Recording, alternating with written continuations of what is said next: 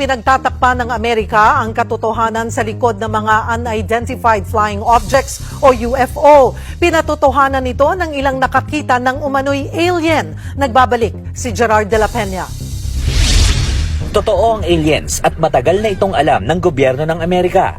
Yan ang matapang na isiniwalat ng tatlong whistleblower sa pagdinig ng US House Oversight Subcommittee on Unidentified Anomalous Phenomena o UAP. Isinagawa ito kasunod ng mga pahayag na itinatago sa Kongreso ang impormasyon ukol sa sinasabing extraterrestrial life. Kwento ng dating US Navy pilot na si Ryan Graves, madalas daw sila makakita ng mga unidentified flying object o UFO. They are grossly underreported. These sightings are not rare or isolated, they are routine. Unang beses daw na nakakita si Graves ng UFO noong 2014 sa Virginia Beach.